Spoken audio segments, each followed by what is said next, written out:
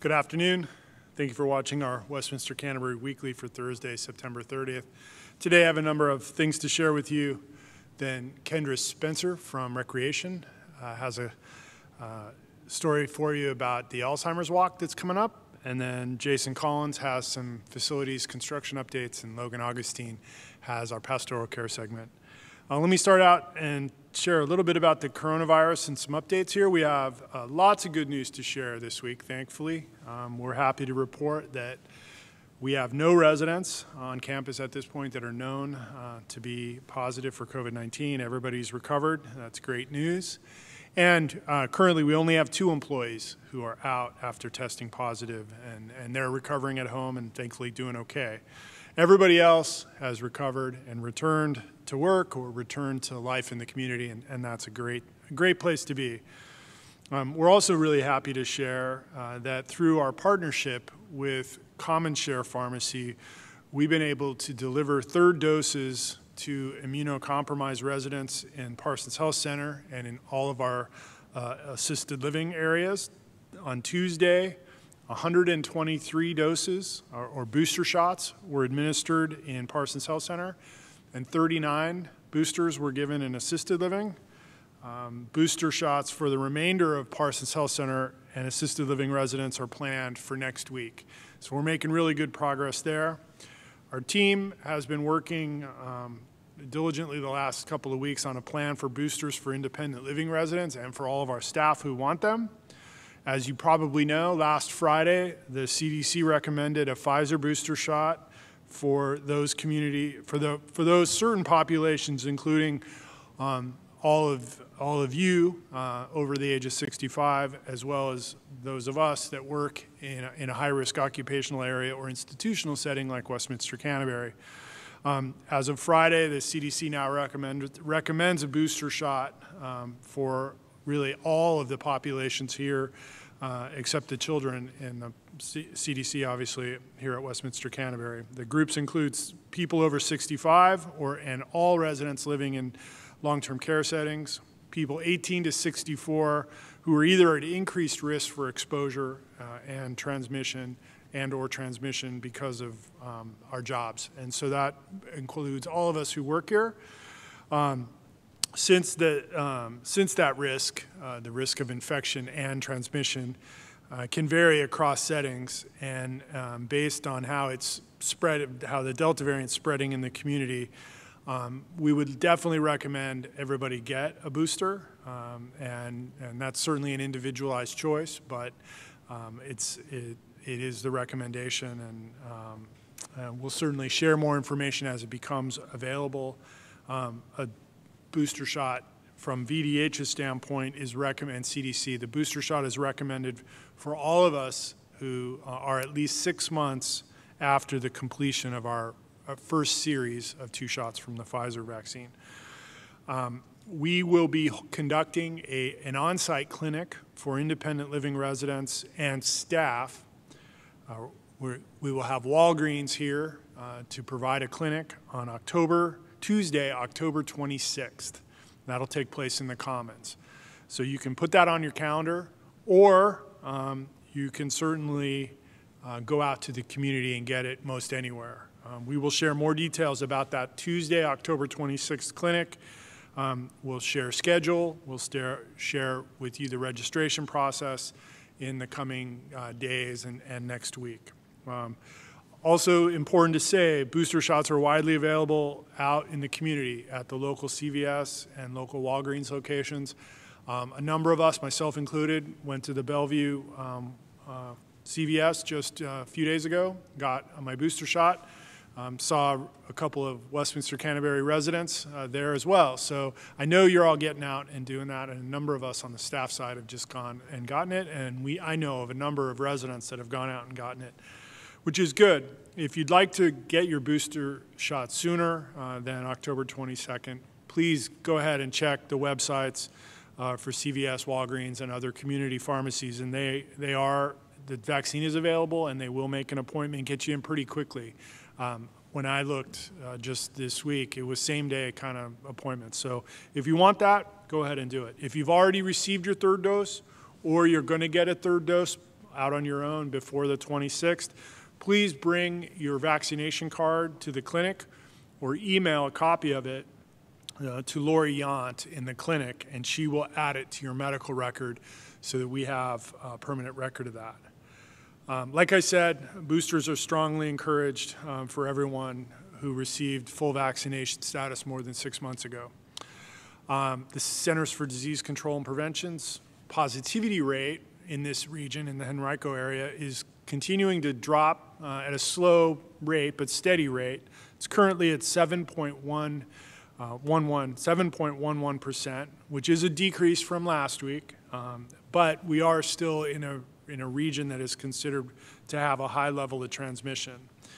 For residents, if you've traveled away from home or been in close contact with a group of people, family, friends, away from here, and you think it's possible you might have been exposed to someone with COVID-19, you're most certainly encouraged to reach out to the clinic. We'll offer you a rapid test, only takes a couple minutes, and then we'll let you know what those results are. It's really simple, it's not invasive, only takes a couple minutes.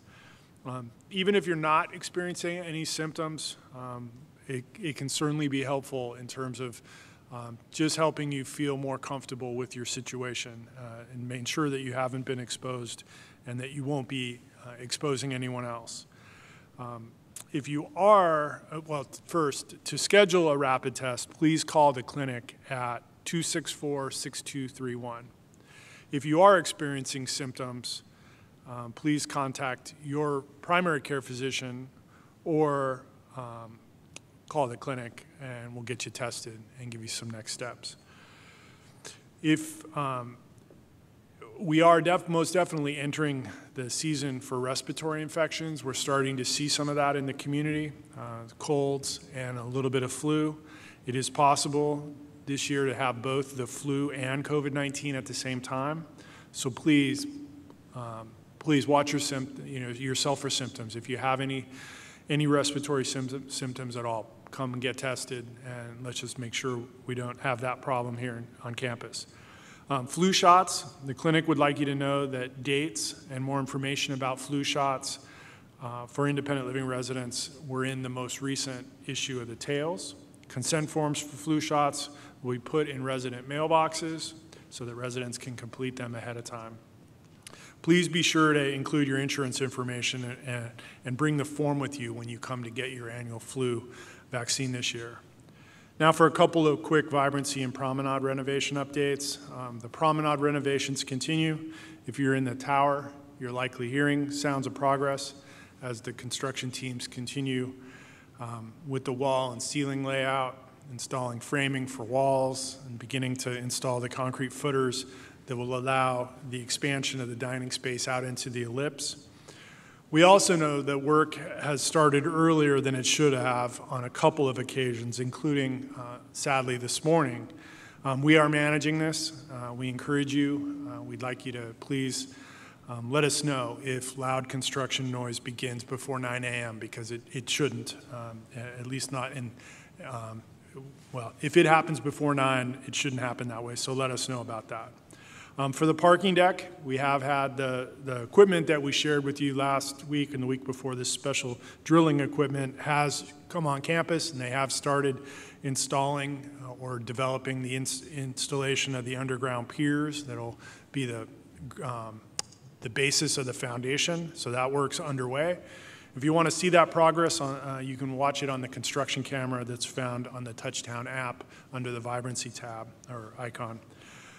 We'll share photos, progress photos of both the projects at future meetings as these new projects take shape.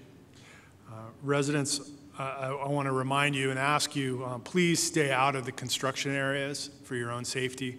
Have had a couple of occurrences where residents have either made their way into or tried to get into the construction zone. And so all the areas are marked with signage, and most are locked to prevent anyone from getting into those areas. Really easy to get hurt, and we need to keep those areas free and clear of both staff and residents, so thank you for that. Please stay aware and help us keep everybody safe.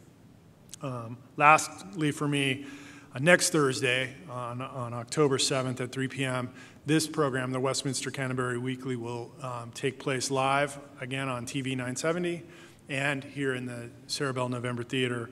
Residents are invited to attend in person. In addition to the usual updates that we've done, or that we do, we will address comments from the resident suggestion box and answer some questions live. We'd also like to take the opportunity to introduce you to our project partners from Gilbane Henderson Construction and Jones Lang LaSalle, our project managers. If you have questions or comments, we encourage you to submit those to resident services ahead of time. That's it for me. Next up is Kendra Spencer from Recreation. See you next week.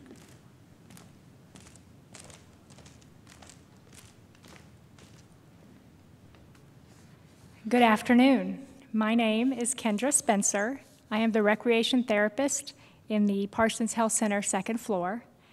Together with Sarah Merchant, the recreation coordinator for Monticello, we are once again hosting the Walk to End Alzheimer's right here on our very own beautiful campus. This is our kickoff to the Alzheimer's Awareness Week, where we will have various opportunities to come and increase your awareness. The Walk to End Alzheimer's will be tomorrow, Friday, October 1st at 10:30 a.m. We will be having it on the Wright Courtyard Garden West. There will be live entertainment, great weather, and a path for you to walk in support of Alzheimer's awareness and research. Next week, beginning on Monday, October 4th, and going to October 7th, we will feature our very own Dr. Jim Wright. We will feature a speaker from the Alzheimer's Association, a movie, and a day of brain games. Please see the flyers and posters distributed throughout and on Touchtown for times and location. The walk and the following week's events are open to Westminster Canterbury residents and staff only due to COVID-19. Thank you very much, and up next is Jason Collins.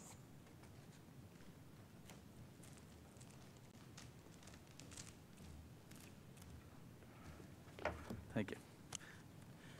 Good afternoon, residents. I wanted to update you on 4 topics this week. One is on Tuesday, October 5th, starting at 9:45, weather permitting. We'll be pumping out fuel from an underground storage tank in the Campbell Garden. This is located outside of the November Gallery.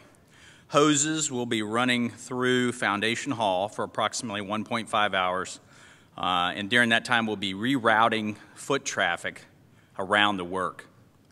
The foot traffic from the south end of the courtyard will be rerouted near the center entrance through the Canterbury Room, outside to the Campbell Garden, and you'll re-enter the building near the rehab center. Foot traffic from the opposite side in the tower will be rerouted towards the clinic, down to rehab, outside to the Campbell Garden, and into the Canterbury Room. We will have escorts during this process to make sure no one gets lost and knows the way for the reroute. We chose this time of day because there will be some noise associated with the pump truck that we did not want to impact residents during the early morning hours. And like I said, escorts will be available to help guide anyone around the area. Next up is Shops on Main update. Shops are moving along ahead of schedule. The Echo Shop is the last area that needs new flooring. And there's a lot of, the painting is 95% complete. A lot of vibrant, beautiful colors down there. As you may recall, we anticipated an end of October reopening for the shops.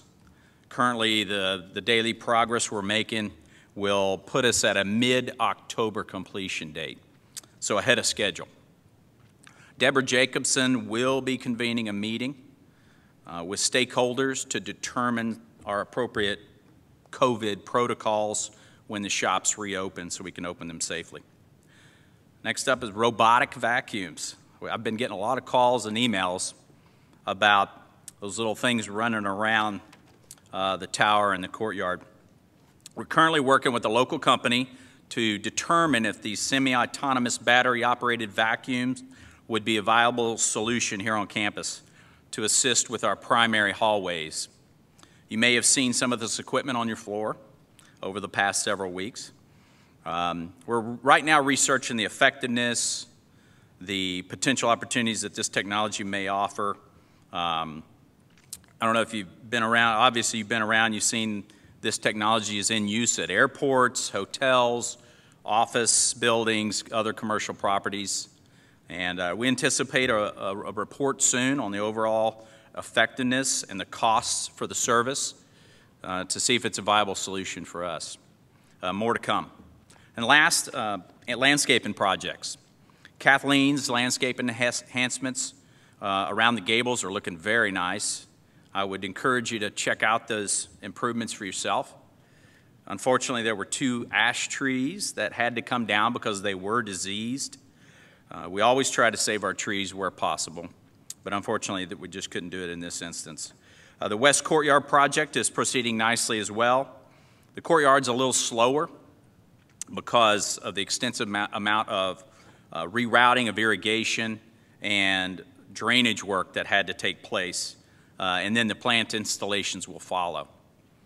We expect a full wrap-up of these projects in October, and I think what you're seeing and the product we're delivering and Kathleen's delivering is very beautiful. I want to take a moment to recognize her and how fortunate we are to have her on the staff and on our team. Her expertise on the type of plantings we use, her attention to the details, not only make sure we have color year-round or as best we can year-round, but that she tries to choose plantings that go well with the Central Virginia climate and that are going to be long-lasting, and I think those attention and that will ultimately lead to reduced maintenance costs and a longer longevity for those plants. So, just want to send a shout out to Kathleen for everything she does for us. Next up, I wanted to turn it over to Logan Augustine, Chaplain with Spiritual Care. Thank you and have a great day.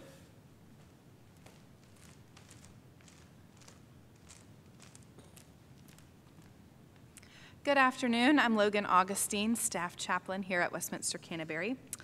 Pastoral Care is excited that a resident donor has offered our Music in the Sanctuary series this fall. It's a great way to escape the noise of the day-to-day to experience some beauty and peace. The upcoming musical performance features the concert pianist Maria Yefimova on October 7th at 7:30 p.m. As a reminder, the Music in the Sanctuary series requires that you get your tickets from the Tower Desk or Center Business Desk on the Friday before the event. This is a different process from the regular events held in the theater. Again, for the Pastoral Care Music Series this fall, please get your tickets from the Tower Desk or Center Business Desk on the Friday before the event.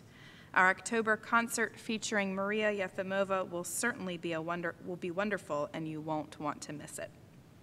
A few other items to put on your calendar. Our Celtic Service, led by Reverend Rebecca Weaver, will be held this Sunday, October 3rd at 4 p.m. in the sanctuary.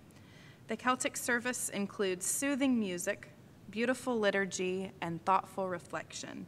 It is open to everyone, and we hope you will come. Next Thursday, October 7th, join us for worship and Holy Communion in the sanctuary at 10:30 a.m.